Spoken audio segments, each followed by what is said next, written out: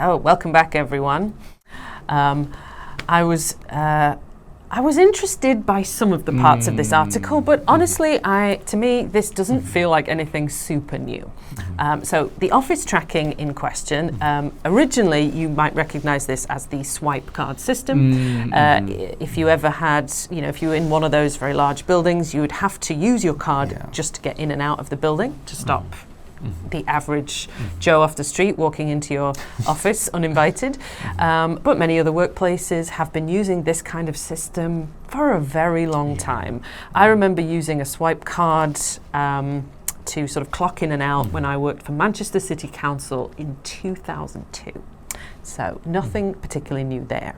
But perhaps the new part is some companies are seeing the potential to use this data or to expand this sort of tracking system to give them more information about a worker, not only when they're coming in and out of the office, but where they are within the office space.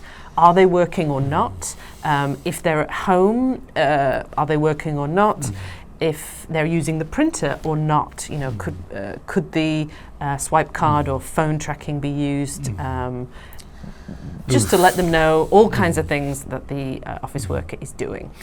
Now, sometimes, in some ways, this does sound a bit dark and a bit micromanaging to me, and that seems to be some companies' intentions. They want to not only know whether you're in the office, but exactly how productive you're being while you're there.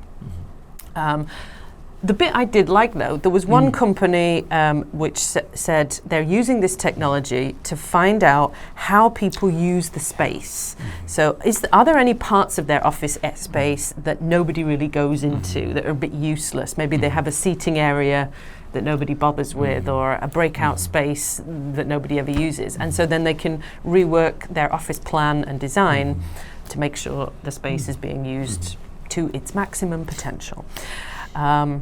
However, that was the only sort of positive example I thought of. A lot of it sounded like things we've already heard about before, or micromanagement.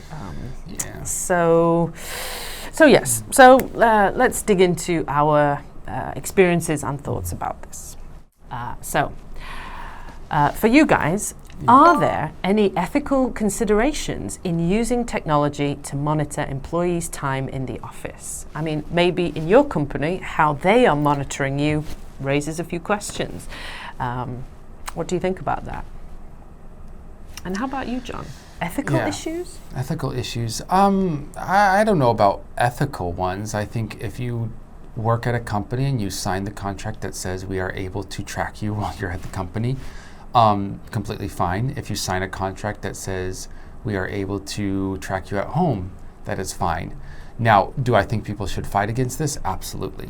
I think they need to fight very hard against this because this sort of micromanagement we've seen so much precedent, so much historical evidence that this sort of control just doesn't make people more productive. And in fact makes people want to be less productive than they already were, if at all, but anyways, less productive. It's just something that makes people hate and be annoyed and feel trapped and frustrated.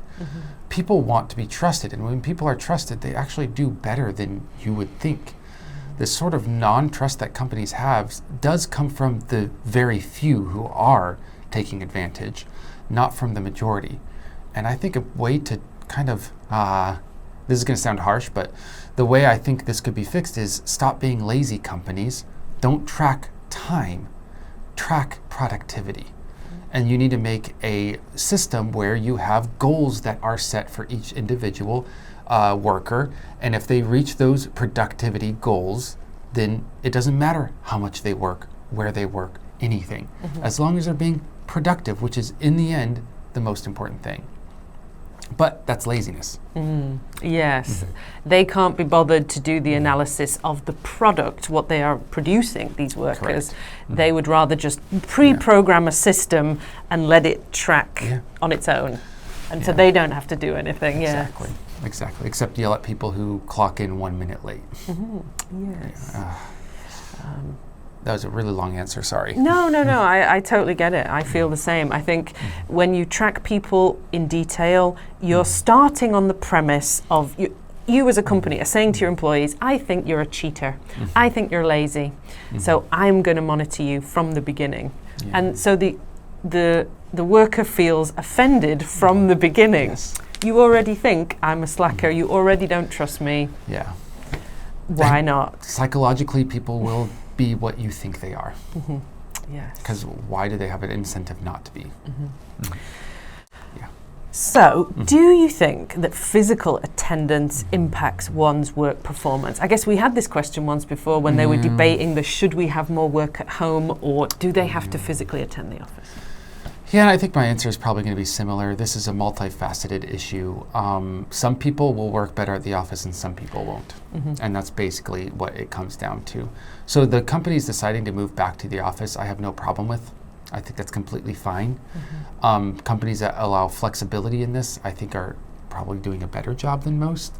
But that's also fine. So I don't think we have to focus on physical attendance or being at home, but rather what works for your company and your employees. Again, stop being lazy and say, what does my company need? Yes. And recognize people are different. People work better in different situations, scenarios, environments, and so on. So I wholeheartedly agree, John. And you guys, you all study in different ways. You all look at the vocabulary and learn it in different ways. So we encourage you to do what works best for you to help you remember these really useful words. And come back and see us in the next one. Bye-bye.